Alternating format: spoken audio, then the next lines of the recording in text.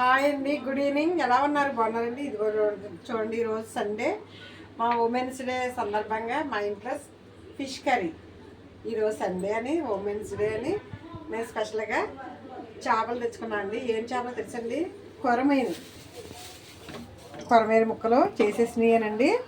దాంట్లో ఒక అరకేజీ ఉల్లిపాయలు, తగినన్ని పచ్చిమిరపకాయలు నేనైతే కట్ చేస్తున్నాను.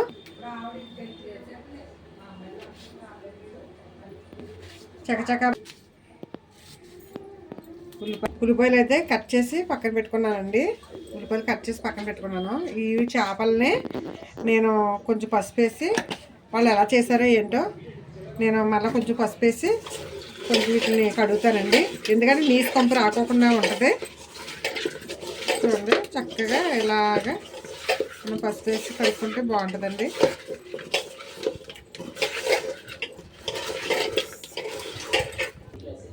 చూడండి, గిన్నె అయితే కాలింది కదా, తగినంత ఆయిల్ పోసుకుందాం.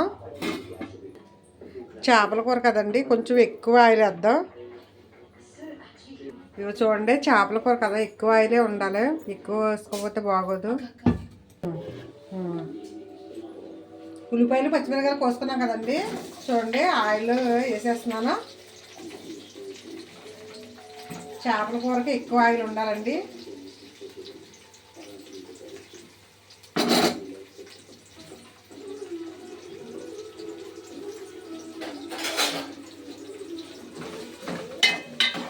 చక్కగా ఇలా వేగనే ఉంటా. ఒక 5 నిమిషాలకే మంచిగా ఎగుతాయి. తర్వాత చేపలు వేద్దాం. ఇదో చూడండి, చిటికెడు పసుపు వేస్తున్నాను.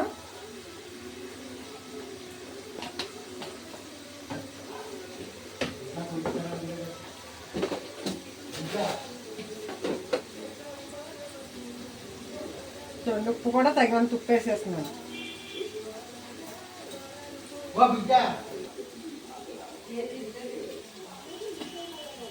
అల్లం వెల్లుల్లిపాయ పేస్ట్ కూడా కొంచెం వేస్తున్నానండి.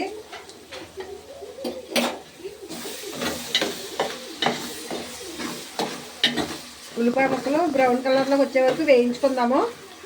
వేయించుకున్న తర్వాత చేపలు వేద్దామండి. ఉల్లిపాయ ముక్కలు చూడండి, బ్రౌన్ కలర్లో అయితే వచ్చేసినాయి.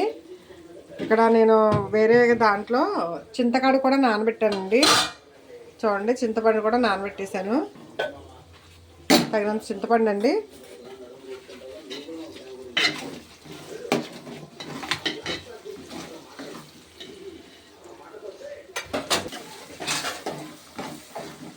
చూడండి, ఉల్లిపాయ ముక్కలు అయితే బాగా వేగినాయండి.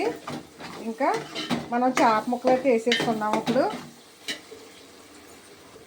చూడండి, చేప ముక్కలు చక్కగా ఇలా వేసేసుకుని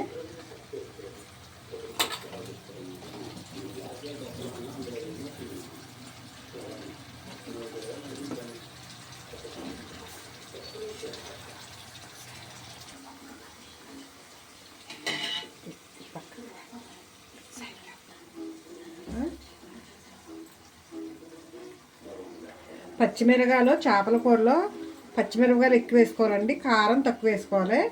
అప్పుడు మనకి టేస్ట్ వస్తుంది కూర. ఎప్పుడును చేపల కూరకి ఎప్పుడు కారం తక్కువ, పచ్చిమిరపకాయలు ఎక్కువ వేసుకోవాలి.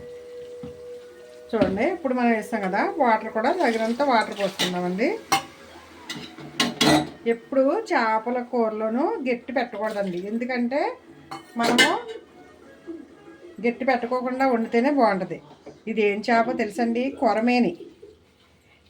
కొరమేని మంచి టేస్ట్గా ఉంటుంది తెలుసండి. కొరమేని కూర చాలా బాగుంటుంది. చూడండి, మనం ఉప్పు, కారము, పసుపు, వాటర్ పోసిన తర్వాత, ఇవన్నీ వేసిన తర్వాత మనం గట్టి పెట్టుకోకుండా ఇలాగే మనం చివరి వరకు యూజ్ చేయాలండి. కూర తినేటప్పుడు మాత్రమే మనం గట్టి వేసుకోవాలి. చూడండి, నేను ఒక ఉడికిన తర్వాత నేను పులుపు వేస్తానండి. ఇదిగో చూడండి, చేపల కూర అయితే నేను చక్కగా దగ్గరికి అయిపోయింది. ఇప్పుడు నేను చింతపండు పులుసు పోసేస్తున్నాను. అల్లం వెల్లుల్లిపాయ పేస్ట్ వేసాను కదండి, అసలు ఆ ఫ్లేవరే సూపర్గా ఉంటుందండి, చాలా బాగుంటుంది. ఇదిగో చింతపండు పులుసు పోసేస్తున్నాను. తగినంత చింతపండు పులుసు మనం పోసుకుందామండి.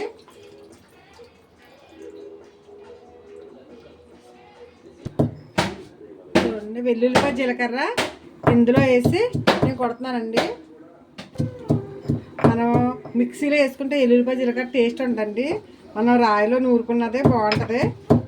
నేను ఎల్లుల్లిపాయ జీలకర్ర నూరేసాను. నేను ఇప్పుడు అందులో వేసేస్తానండి. కూరలో వేసేస్తే కర్రీ కంప్లీట్ అయిపోయినట్టే.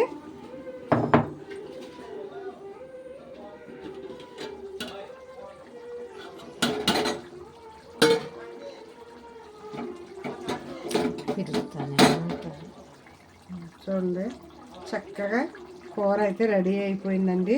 ఈ ఎల్లుల్లిపాయ జీలకర్ర వేసుకున్నాక 5 మినిట్స్ అయినా ఉడకనిస్తే బాగుంటుందండి. మళ్ళీ మనం గట్టి పెట్టుకోకుండా చక్కగా క్లాత్ తోటే మనం పట్టుకుని దీన్ని చక్కగా దగ్గరగా అయిపోయింది కూర. చూస్తుంటేనే గుమ్మగుమ్మలు ఆడిపోతుంది, నోరు ఊరిపోతుంది. చూడండి కర్రీ అయితే రెడీ అయిపోయింది. గట్టి మాత్రం తినేటప్పుడు మాత్రమే గట్టి పెట్టుకోవాలండి. ఓకేనా మరి? చూడండి ఒక 5 మినిట్స్లో నేను స్టవ్ అయితే ఆఫ్ చేసేస్తాను.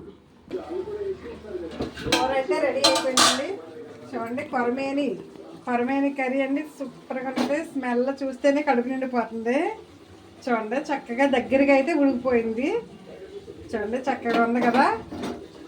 కూర చూస్తే చాలా బాగుందండి. మరి నోరు ఊరిపోతుంది. ఇంకా రైస్ అయితే ఉడుకుతుంది, ఇంకా అవ్వలేదు. సరేనా మరి? మాకు నేనైతే స్టవ్ బంద్ చేసేస్తున్నాను. ఓకేనండి మరి? మీకు video like and share. Bye. మీ దగ్గర